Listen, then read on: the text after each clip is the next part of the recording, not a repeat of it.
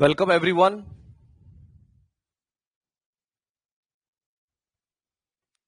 Welcome and good evening everyone. हाँ जी, आज इसमें शुरू करने जा रहे हैं हम नया चैप्टर अपना कंप्यूटर फंडामेंटल्स में। ये चैप्टर नंबर 3 है आपका, ऑपरेटिंग सिस्टम। ऑपरेटिंग सिस्टम जो है एक, ये कहना चाहिए इट इज आई या it is also the face of the computer.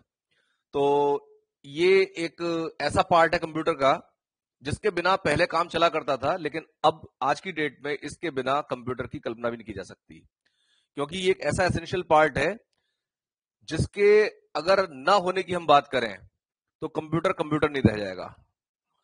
Actually जो इंटरफेस आप देखते हैं, जिस पर काम किया जाता है, वो इंटरफेस वही आपका ऑपरेटिंग सिस्टम जो है कहलाता है, वही उसका कह लीजिए चलाने का तरीका है।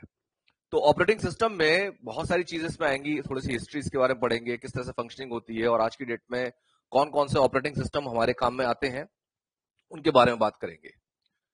तो सबसे पहले आप आइए, इसमें ऑपरेटिंग सिस्टम जो है ये मान के चल सकते हैं कि सबसे इंपॉर्टेंट प्रोग्राम्स में से एक है, या वन ऑफ द मोस्ट, या कहते हैं मोस्ट इंपॉर्टेंट।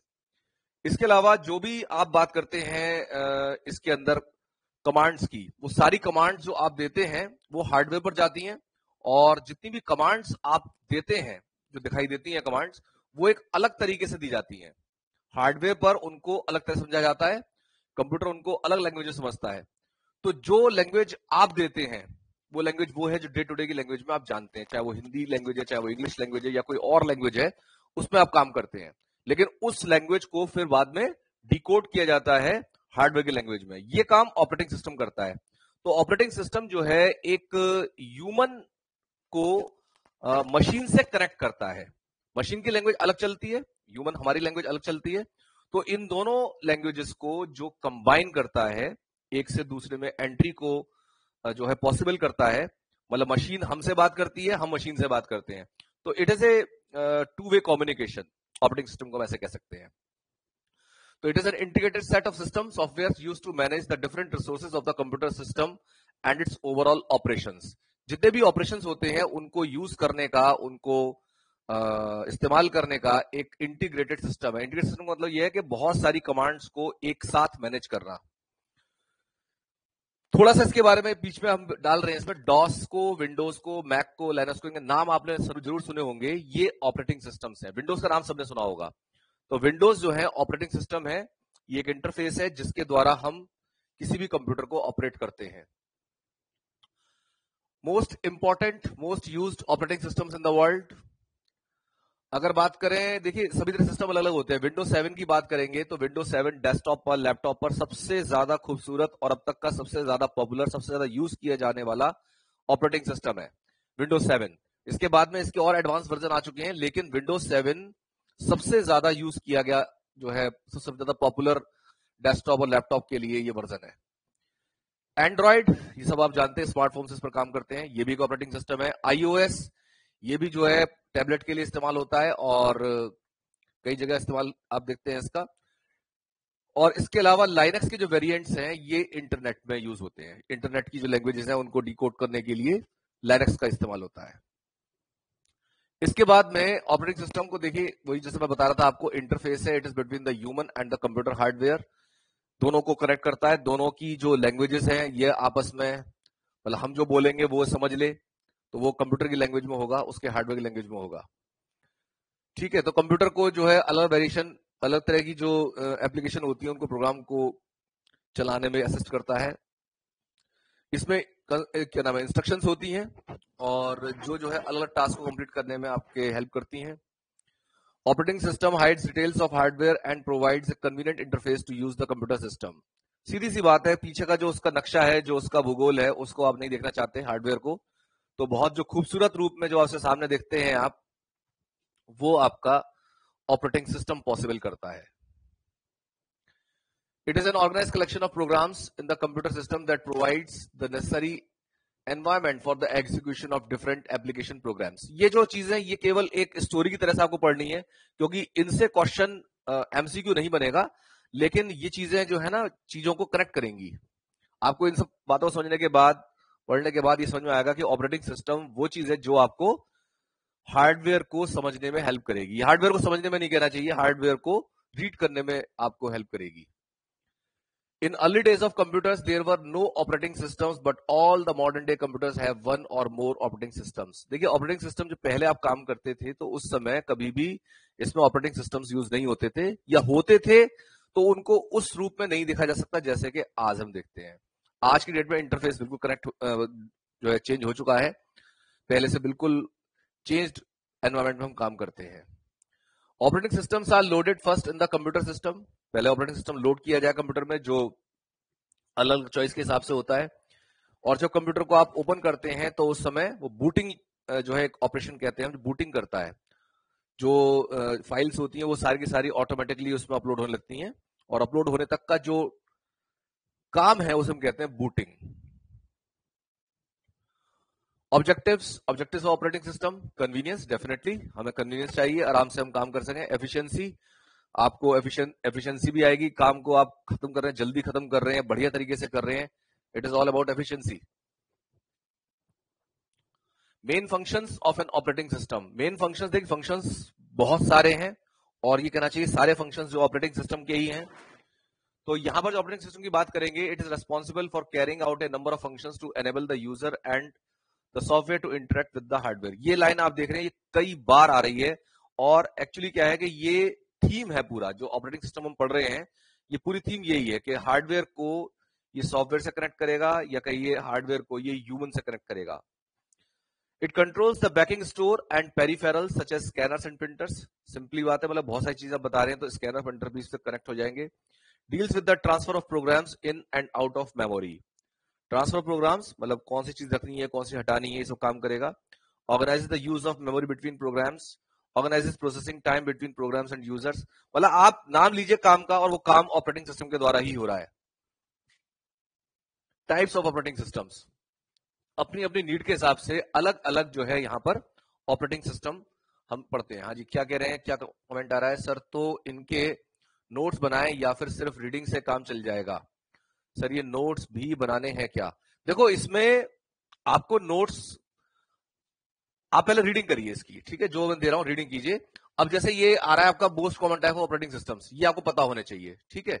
इसके अलावा क्या क्या काम कर रहा है ऑपरेटिंग सिस्टम, फंक्शंस क्या है उसके, ये पता होना चाहिए, ठीक है। ऑब्जेक्टिव क्या है, ये पता होने चाहिए। छोटी छोटी चीजें मतलब याद रह जाती है, ऐसा कुछ नहीं है इसमें। तो इसके ऑपरेटिंग सिस्टम का काम क्या है, मतलब मेन जो इसका फीचर है वो इंटरफेस को बनाना है, जो कि ह्यूमन से और मशीन को कनेक्ट कर रहा है। और ये आपके मोस्ट जो यूज्ड ऑपरेटिंग सिस्टम्स हैं। मतलब आपसे पूछ लीजिए एंड्रॉइड का यूज होता है, सबको मालूम है। आईओएस का यूज होता है, सबको मालूम होना चाहिए। लाइनक्स है, विंडोज 7, अभी आगे और भी बहुत सारे हम पढ़ेंगे, अभी इससे सब आ जाएंगे। तो ये सब चीजें पता होनी चाहिए। ऑपरेटिंग सिस्टम क्या है ये पता होना चाहिए। अब जब इतना सारा बिहेवियरल नॉलेज आप ले लेंगे तो वहां पर जो एमसीक्यू आपका आसानी से मिल जाएगा, इसमें दिक्कत नहीं आने वाली। ठीक है जी, ये फंक्शंस हो गए। इसके बाद में आ जाइए, हाँ, most common types of operating systems, batch processing, multi programming, multitasking, multi processing, time sharing, real time. ये एक्चुअली ये इसके टाइप्स भी हैं और ये फंक्शंस भी हैं। मतलब जो जो काम करेगा उसी काम पर इसका नाम भी रखा गया है, और ये इसकी टाइप भी है। इसके बारे में डिटेल पढ़ेंगे। अब ये छह चीजें, इनको डिटेल करते हैं। जैसे बैच प्रोसेसिंग सिस्टम की बात करते हैं, तो बैच प्रोसेसिंग सिस्टम जो है आपका ऑपरेटिंग सिस्टम का, ये टास्क और जॉब जो भी आप देते हैं उसमें उनको ये समझता है और उनको एक क्यू बना देता है। जैसे कहा जाता है ना, एक कमांड आप दें तो उसके बाद उस कमांड को कंप्लीट होने दीजिए, उसके बाद में अगली कमांड दीजिए। बहुत से लोग जल्दबाजी में क्या करते हैं, एक से ज्यादा कमांड एक साथ दे देते हैं और कंप्यूटर हैंग हो जाता है। तो उसका कारण यही है कि जो प्रोसेसिंग सिस्टम है उसका वो उतना एफिशिएंट नहीं है, कि क्यू नहीं कर पा रहा है। तो क्यू अगर वो नहीं कर पाएगा तो वहीं पर हैंग होना शुरू हो जाएगा। तो यहां पर ये क्यू करने का काम होता है इसका। बैच प्रोसेस सिस्टम जो होते हैं ये जितने ज्यादा एफिशिएंट होंगे उतनी ही ज्यादा चीजें आप एक साथ कर सकते हैं।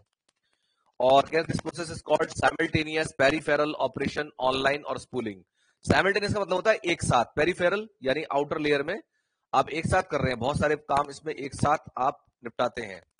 द टास्क और jobs are given priorities and according to their respective priority they are executed. जो काम आप पहले बताएंगे पहले करना है उसको पहले करेगा। तो ये सब चीजें जो ऑर्डर होती हैं ये बनाने का काम जो है बैच प्रोसेसिंग सिस्टम का होता है। बैच जॉब्स में be executed on a serial basis, that is one job at time और multiple job at the same time. दोनों तरह से ये और आएगा यहां पर, ये और multiple jobs eight the same time. तो यहां पर जो जॉब्स हैं दोनों तरह से हो सकते हैं, कई काम एक साथ आप कर रहे हैं, इधर से म्यूजिक भी चल रहा है, उधर से आप लिख भी रहे हैं, और साथ में कोई और भी चीज चल रही है, तो कई काम एक साथ हो सकते हैं। Multi programming operating systems. Multi programming नाम से क्लियर है कि कई सारे काम एक साथ होंगे, दो या दो से ज्यादा काम एक साथ कर रहे हैं, तो ये कहलाता है मल्टी प्रोग्रामिंग ऑपरेटिंग सिस्टम। जो इसका टाइप भी कह लीजिए, इसकी फंक्शनिंग भी कह लीजिए, दोनों बातें हैं। When one program goes some IO operation, then CPU becomes free and it executes the other program. तो यहां पर जैसे ही आप इस पर प्रोग्राम डालते हैं तो एक और प्रोग्राम इस पर मैनेज किया जा सकता है। Multi programming systems utilise the CPU more effectively. तो सीपीयू को जो है ज्यादा इफेक्टिवली यूज कर पाते हैं मल्टी प्रोग्रामिंग सिस्टम जो आते हैं इसमें। मल्टीटास्किंग, ये लगभग एक ही चीजें हैं सारी। In this system several program reside in the primary memory and are executed simultaneously. तो इसमें जो प्राइमरी मेमोरी, सेकेंडरी मेमोरी पिछली बार हमने देखा था, तो प्राइमरी मेमोरी में जो है एग्जीक्यूशन होता है इसके जितने प्रोग्राम्स होते हैं कमांड्स का। The basic idea in multitasking is to allow different devices to perform much of their own processing independently without the environment और सीपीयू। जो इसका काम है सीपीयू के बिना भी इसको किया जा सकता है। The basic idea of multitasking is to allow different devices to perform much of their own processing independent without the environment or CPU. तो बहुत सारी चीजें ऐसी होती हैं जिनको आप बिना सीपीयू की हेल्प के और आउटर कनेक्ट से कर सकते हैं। जैसे कोई आपने प्रिंटर कनेक्ट किया है, या कोई और मशीन कनेक्ट की है, या कोई कैमरा कनेक्ट किया है आपने, या फिर कोई म्यूजिक सिस्टम आप सुन रहे हैं, तो वो मल्टीटास्किंग जो है इससे आ जाता है। Whenever a device requires the attention of the cell issues a signal to the CPU which is called the interrupt. अगर कोई अटेंशन चाहिए, कोई बीच में कोई प्रोग्राम आपको कमांड देनी, या पीछे से कोई मैसेज आ रहा है, तो वो जो है एक सिग्नल सीपीयू पर आता है जिसको हम कहते हैं interrupt. CPU then stops the current work, respond to the interrupt and performs task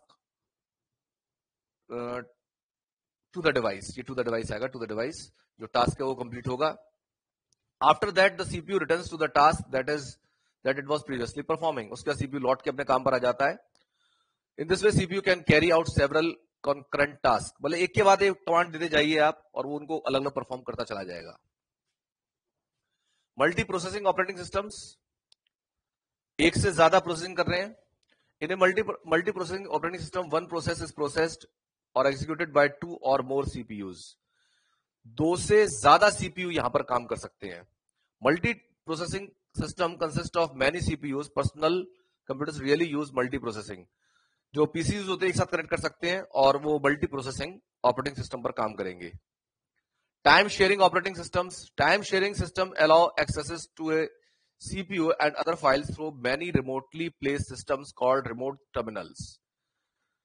The remote terminal only consists of input and output devices। They are connected to a CPU। Many users can work simultaneously on these terminals। जो जैसे आपने वो देखा होगा Skype का चल रहा है, तो उसके थ्रू जो है आप बाहर से भी इनको कंट्रोल करवा सकते हैं अपने सीपीयू को। The CPU respond to the command coming from all the terminals। Due to the fast speed of the CPU, it is possible to execute all the commands। Speed तो देखो तेज होनी चाहिए, एक से ज्यादा तरीके से उसको स्क्रीन को आप यूज कर सकते हैं, एक से ज्यादा कमांड उसको दिया सकते हैं। Real time operating systems। Real time systems are the most sophisticated systems। Here tasks are processed instantly। They are dedicated systems। The response time for any task is very little। मतलब ये कहना चाहिए fastest mode है ये operating system का। There is no delay in processing a task as a delay may cause too much harm। They are used in weather forecasting and military operations। तो real time operating systems जो है ये, जैसे मान लीजिए अब ये लाइव वीडियो जो आ रही है ये आपको इसी से आ रही है, रियल टाइम ऑपरेटिंग सिस्टम से, क्योंकि जैसे मैंने बोला तुरंत आपके पास चीज पहुंच जानी चाहिए, तो ये चीज इसी समय पॉसिबल हो पाएगी, इसी ऑपरेटिंग सिस्टम पर। रियल टाइम ऑपरेटिंग सिस्टम्स ये सबसे एडवांस फीचर है इसका। ठीक है जी। इसके बाद आ जाइए components of an operating system. Components की बात करें तो कंपोनेंट देखिए दो तरह के कंपोनेंट हैं इसमें, एक है कर्नल और एक है आपका यूजर स्पेस। कर्नल और यूजर स्पेस दो यहां पर जो है कंपोनेंट्स इसके मेनली कहे जाते हैं। तो कर्नल जो कंपोनेंट है इसका, ये डायरेक्ट आपको कनेक्ट करता है कंप्यूटर के साथ। The kernel is the main core of the operating system. It talks directly to the hardware and manages our system resources. तो जो आज की डेट में आप देखते हैं कर्नल को, ये जो आप डे टू डे के जो कंप्यूटर्स हैं उनमें यूज होता है। इसके अलावा यूजर स्पेस की बात करें, in a computer operating system user space is the portion of the memory containing unprivileged processes run by user. User space जैसे आप देखो, आप खुद से अगर इसको समझें कि नाम यूजर स्पेस दिया है, तो यूजर स्पेस का मतलब ये जो यूज कर रहा है ना, उसको कितना स्पेस मिल रहा है। अब जैसे जो इसमें बात करें कर्नल की, कर्नल वो वाली स्पेस है जो कंप्यूटर अपने ऑपरेशन के लिए इस्तेमाल करता है, और यूजर स्पेस वो स्पेस है जिसको आप अपने लिए यूज करते हैं। जैसे बहुत सारी मेमोरी जो होती है ना, जैसे आपने मान लीजिए कोई कार्ड डाला मोबाइल के अंदर, और उसमें कुछ पार्ट, जैसे मान लीजिए उसमें कहा गया कि आपसे कि ये जो है आपका 1 GB का कार्ड है, तो 1 GB के कार्ड में मान लीजिए कुछ मेमोरी आपको नहीं मिली, वो मेमोरी जो है शेयर हो जाती है उसमें फोन के द्वारा। और कार्ड क्या, जो आपका सिस्टम में बना हुआ आता है, इनबिल्ट जो मेमोरी आती है वो भी कंप्लीट नहीं मिलती, तो उस मेमोरी को भी जो आपका कहना चाहिए मोबाइल है वो यूज कर लेता है। तो जो मेमोरी आपको मिलती है वो है यूजर स्पेस, और जो मेमोरी उसके अंदर इनबिल्ट होती है जो यूज करता है, अपना जो डिवाइस यूज करता है, वो कहलाती है कर्नल। तो kernel is the main core of an operating system, it talks direct to the hardware and manage our systems resources. तो ये मतलब पूरी तरह से अपने आप ऑटोमेटिकली फंक्शन करता है, और ये आपकी कमांड से मतलब जो है फंक्शन करेगा। In a computer operating system, user space is the portion of memory containing unprivileged processes run by a user. It is strictly separated from the kernel space, the portion of memory where privileged operating system kernel processes are executed. तो बिल्कुल ये अलग तरह से काम करेगी memory. यहां पर जितना मेमोरी का स्पेस होता है यूजर स्पेस के लिए अलग होता है, और जो कर्नल है उसके लिए अलग होता है। तो कर्नल और यूजर स्पेस दो चीजें हैं जो आपको ध्यान रखनी है। Now, what is the difference between GUI and CUI? GUI कहते हैं ग्राफिकल यूजर इंटरफेस, जो आप जैसे देखते हैं ग्राफिकल, जैसे ये कोई भी इसमें पिक्चर में दिखाता हूं आपको, या मान लीजिए कोई सीनरी इसमें देखते हैं आप, जैसे ये फिगर बनाई है इसमें, या कोई भी और, जैसे ये यहाँ पर एक इमेज है, तो ये इमेजेस जो है ग्राफिकल इंटरफेस का काम करते हैं। तो जो ग्राफिकल यूजर इंटरफेस है, ये सॉरी ग्राफिकल जिसको आप कह रहे हैं वो चीज, और जो आपका CUI है, CUI जो है ये कैरेक्टर यूजर इंटरफेस है, जो सीधा सीधा कह लीजिए वो ऑपरेटिंग सिस्टम है जो लेटरली यूज हुआ करते थे पहले। तो उस समय जब जिस समय इमेजेस वगैरह नहीं डाली जा सकती थी, ऑपरेटिंग सिस्टम्स अपने इनिशियल फेज में थे, तो केवल वो यही यूज होते थे, कैरेक्टर यूजर इंटरफेस। आज की डेट में ग्राफिकल यूजर इंटरफेस भी इस्तेमाल किए जा रहे हैं। हाँ जी, क्या कह रहे हैं सर? टाइम शेयरिंग का third point, time sharing, time sharing का थर्ड पॉइंट। हाँ जी, the CPU respond to command coming from all the terminals. देखिए, जब एक साथ कई जगह इसकी शेयरिंग हो रही है CPU की, तो जितने भी टर्मिनल्स, यानी टर्मिनल का मतलब है जितने भी एंड से काम हो रहा है, वो सारे एंड्स को रेस्पॉन्ड करना। तो CPU का ही काम है, जितने भी कमांड्स आएंगे सबको एक साथ रेस्पॉन्ड करता है। ठीक है जी, नेक्स्ट आइए इसमें।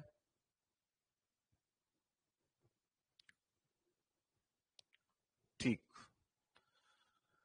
तो यहां पर जो मैंने बताया आपको, ग्राफिकल यूजर इंटरफेस और कैरेक्टर यूजर इंटरफेस, ये दो तरह के इंटरफेस है। ये पुराना वाला है, जिस समय जो आज की डेट में हम देखते हैं वो तो आपका ग्राफिकल यूजर इंटरफेस है। ये पुराना वाला है जिसमें केवल आपको जितनी भी डिजिटल चीजें होती थी वो दिखाई देती थी। जैसे अब ये दिखाई दे रहा है, इस तरह की चीज दिखाई देती, कोई भी किसी तरह की फिगर, कोई भी किसी तरह की इमेज इसमें पॉसिबल नहीं थी। तो character user space interface operating system require to type commands in order to interact with the system. और इनके जो एग्जांपल्स की बात करेंगे तो यहां पर यूनिक्स और डॉस, इसके ये एग्जांपल्स हैं CUI के। और there are many operating systems available nowadays. DOS है, यूनिक्स है, OS2 है। OS2 का मतलब है operating system, Solaris, MS Windows, Mac OS, Linux. तो इनके बारे में थोड़ी डिटेल पढ़ेंगे। और भी हैं, बहुत सारे हैं इसमें। डॉस देखिए, जैसे दिखाई दे रहा है आपको, ये ग्राफ सा चार्ट दिखाई दे रहा है, इस तरह के चार्ट चलते हैं डॉस में। पुराने कंप्यूटर्स अगर किसी ने देखे हो, या अगर आप यूट्यूब पे भी जाके सर्च करेंगे तो डॉस के बारे में, तो इस तरह के चार्ट दिखाई देंगे। तो ये बहुत ही कहना चाहिए क्रूड डाटा होता था, देखने में बिल्कुल अच्छा नहीं लगता था, और इनको सेग्रीगेशन भी बहुत मुश्किल हुआ करता था। तो इस वजह से यहां पर जो चीजें हैं ये उतनी लुक्रेटिव नहीं थी, समझ में भी नहीं आती थी। तो डॉस की फुल फॉर्म आपको ध्यान रखनी है, disk operating system. It is a single user operating system developed by IBM और आईबीएम क्यों लिखा, IBM compatible computers in the early 1980s. IBM मैंने बताया था आपको, इंटरनेशनल बिजनेस मशीन, ये सबसे फॉरमोस्ट कहना चाहिए कंपनी है जिन्होंने कंप्यूटर्स पर काम किया था. और डॉस इनका दिया हुआ था उस समय, ये अपने मतलब कहना चाहिए चरम पर थी कंपनी जिस समय ये डॉस चलता था. तो डॉस कह रहे दो तरह का है, एमएस डॉस और पीसी डॉस. एमएस डॉस और PC DOS. DOS are very popular, widely used in micro computers, और पीसी कंप्यूटर्स में ये फिर इस्तेमाल हुए बाद में. It however uses a command line interface for character based interface. Command line interface मतलब एक सीधी, मतलब आपको एक ही कमांड देनी है, ये नहीं एक सारा कमांड आप इसको नहीं दे सकते, एक बार में एक ही कमांड काम करेगी. There so after the invention of graphical user interface operating systems its use declined. तो ये चीजें खत्म होती चली गई. तो अब जो आज की डेट में यूज होता है वो ग्राफिकल इंटरफेस है. It is a single user operating system that it can support only one user and one program at a time. ठीक है, तो एक ही प्रोग्राम एट ए टाइम इसमें इस्तेमाल होता है. अब ये आ जाते हैं ग्राफिकल इंटरफेस जो आपका विंडोज है. विंडोज ऑपरेटिंग सिस्टम ये सबसे पहले ये माइक्रोसॉफ्ट के द्वारा डेवलप किया गया. It use a graphical user interface and is hence easier to use, क्योंकि यहां पर आप जो है एक टच पर जो चीजें बदल सकते हैं. It allows to interact with the computer system using graphical images and screens. Windows have many versions. Some of these are Windows 3, Windows 3.11, Windows 98, Windows 95, Windows Me, Windows XP, Windows NT, Windows 2000. So many versions. आप लोगों ने काफी सारे देखे हुए हैं. ये oldest version में से हैं, 3 और 3.11. ये अर्ली वर्जन है विंडो का. They are not considered operating system, मतलब शुरुआत इनसे हुई थी तो मतलब आप ये नहीं कह सकते कि पूरी तरह से ये ऑपरेटिंग सिस्टम थे, लेकिन एक ग्राफिकल इंटरफेस जरूर प्रोवाइड किया गया था इसमें. They just provided an operating environment for DOS using the graphically user interface. शुरुआत थी यहां पर ये Windows 95. Windows 95 was an upgraded version of previous Windows versions and was launched as a full operating system in 1995. यहां से आप कह सकते हैं भूचाल सा आ गया था पूरी दुनिया में इन चीजों के आने के बाद. It had an improved graphical user interface and hence it was easy to use as compared to the early versions of Windows. इसको यूज करना आसान हो गया था. यहीं से समझिए काम शुरू होता है. जो आज की डेट में इतना तेजी से काम आगे बढ़ा है ये इसी 95 के बाद मान सकते हैं. It was a single user operating system used in micro computers. छोटे कंप्यूटर्स के लिए बनाया गया था. इसे सिंगल यूजर ऑपरेटिंग सिस्टम था, एक ही जना एक बार में यूज कर सकता है. विंडोज 98, और हाँ उसमें कमांड भी एक बार में एक ही दी जा सकती थी. It was developed as an upgraded version of Windows 95. अब इसमें क्या अपग्रेडेशन ही होता जाएगा. It is easy to use them, Windows 95, and can perform many more functions than Windows 95. Windows 95 पर कह लीजिए अपर हैंड है इसका. It has two editions. Windows 98 second edition was developed due to some shortcomings in the first released edition. तो पहला addition आया, उसके बाद में थोड़ी कमियां रही तो उसको निकाल करके सेकंड एडिशन पे बनाया गया था. The second edition became very popular within a short time period. It is used by all kind of users. ये मतलब जिस समय Windows 98 की बात है इस पर हम लोगों ने भी काम किया हुआ है. तो Windows 98 जो है ये कहना चाहिए कि जिस समय एकदम मार्केट में कंप्यूटर्स आ गए थे, लोग अपने काम करवाने के कंप्यूटर ऑपरेटर्स के पास जाते थे, ये उस समय की बात है. Windows XP ये तो बिल्कुल एडवांस वर्जन था. ये तो अभी तक इस्तेमाल होता रहा है, 4-5 साल पहले तक भी हम लोगों ने इस्तेमाल किया है. Windows XP is another version of the Windows operating system developed by Microsoft. It has many enhanced features. It can be used in both stand-alone and network systems. It is more secure with an improved file protection system. It supports multiple user accounts. It has a very attractive look. Look तो आप देख ही सकते हैं, look तो attractive है ही. इसके अलावा इसमें security feature था. इसमें जो है वायरस के लिए जो है अलग से प्रोटेक्शन दी गई थी.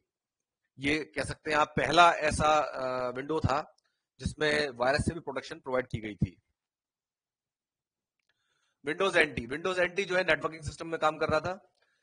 It supports client server networks. ये मतलब इतना ज्यादा पॉपुलर नहीं है क्योंकि ये केवल नेटवर्क सिस्टम के लिए था. उसके बाद में तो जो एडवांस वर्जन आए हैं उनमें ये पहले समाया हुआ रहता है. Windows 2000 it is an upgraded version of Windows NT operating system. उसी का ये एडवांस वर्जन हो गया. It is a multi-user, multitasking operating system with many improved features. It is widely used in big corporations and in large network environment. It is stable and secure in operating system than the previous versions of the Windows. तो पहले से advance version है, बस इसके नाम ध्यान रखते जाइए भाई, ये इस तरह से एडवांस वर्जन होता चला गया है.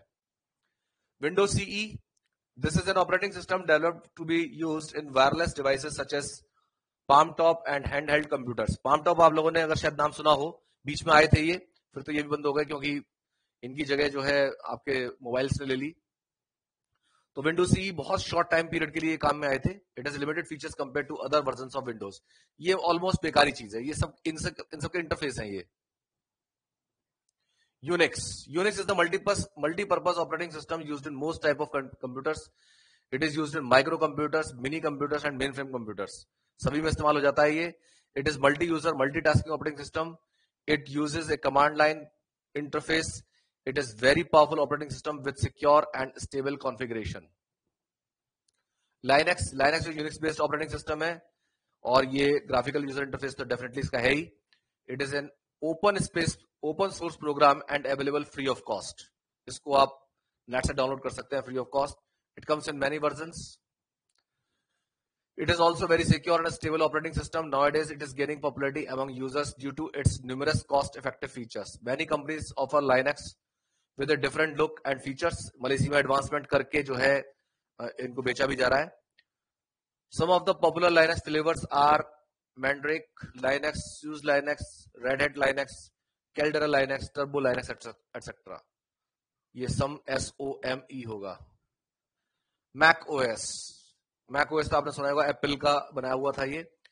The Mac operating system was designed and developed by Apple Corporation for AIDS, Macintosh computers in 1984. ये AIDS वो AIDS नहीं है, AIDS जो है इसका नाम है Apple, A for Apple.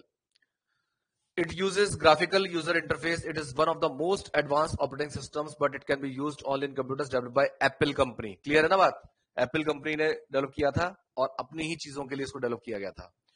It supports multi-user tasking features. It is very secure and a stable operating system. It has a very attractive look.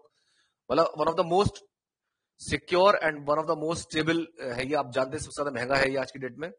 It has some extremely advanced features like speech recognition and enhanced multimedia capabilities. लेकिन अब तो ये सभी mobiles में आप देख रहे हैं, सभी में आ रहा है, ऐसा कुछ नहीं है. तो अब फीचर सब में आ चुका है. Windows 7 के बारे में बात करें. Windows 7 is the Microsoft operating system. ये अक्टूबर 2009 में पब्लिक के लिए अवेलेबल हुआ था. विंडोज विस्टा पर ये इसका एडवांसमेंट था. Windows 7 is built on the Windows Vista kernel and was intended to be an update of the Vista OS. Vista OS जो है इससे पहले वाला वर्जन है इससे, और ये कह लीजिए उसके बाद का एडवांस वर्जन है Windows 7. Windows 8 जो है आज की डेट में बहुत सारे लोगों के कंप्यूटर में अभी भी पड़ा हुआ होगा ये. Windows 8 is a personal computer operating system that is part of Windows NT family. ठीक है, भले नेटवर्किंग के लिए भी काम में करेगा ये. और Windows 8 introduced significant changes to the Windows operating system and user interface, targeting both desktop and tablets. तो इसमें desktop tablets दोनों पर काम करता है ये. Windows 10 operating system, ये भी पर्सनल कंप्यूटर्स के लिए है, टैबलेट्स के लिए है, embedded device and internet of things devices. और Microsoft released Windows 10 in July 2015 as a follow-up of Windows 8. Windows 11 ये मोस्ट एडवांस है, अभी मार्केट में है नहीं, मुझे नहीं पता आप लोगों को किसी को इसके बारे में पता है नहीं पता. Windows 11 जो है ये इसका इंटरफेस है, मोस्ट एडवांस है, अभी पब्लिक के लिए तो मेरे ख्याल अवेलेबल नहीं है जहां तक मुझे पता है. Windows 11 features a new design with centred start menu and task bar. इसमें जो है सब चीजें बीच में स्टार्ट होती हैं, किनारे में ना करके सेंटर से स्टार्ट होती हैं. Windows 11 brings a brand new, more Mac-like interface to the OS. Mac की कॉपी की जा रही है इसमें. It features a clean design with rounded corners and pastel shades. काफी मतलब चीजें जो lucrative बना रही हैं इसको. The iconic start menu also moves the center of the screen along with the taskbar. ठीक है, बस ये Windows का हो गया. Choosing an operating system. Operating systems are must for computers nowadays. People की स्पेलिंग गलत हो गई है. People purchase the operating system with a computer system. All operating systems are however not suitable for everyone. आपको अपने काम के हिसाब से ऑपरेटिंग सिस्टम का चूज करना पड़ेगा.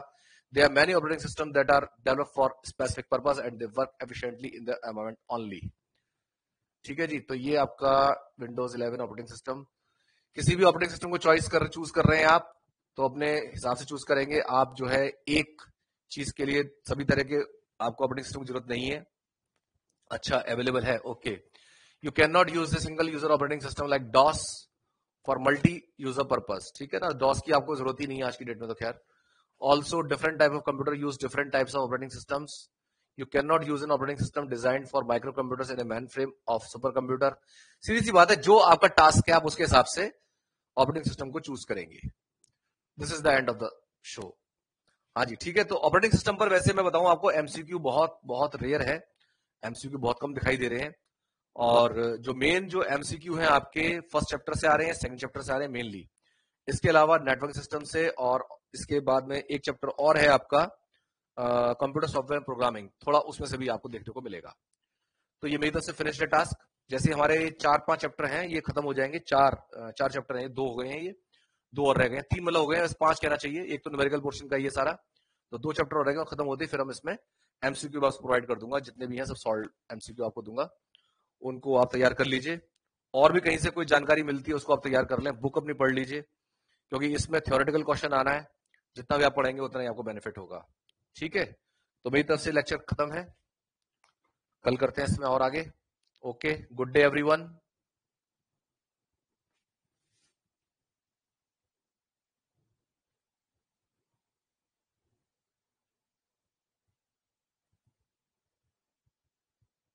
Good night everyone. Thank you.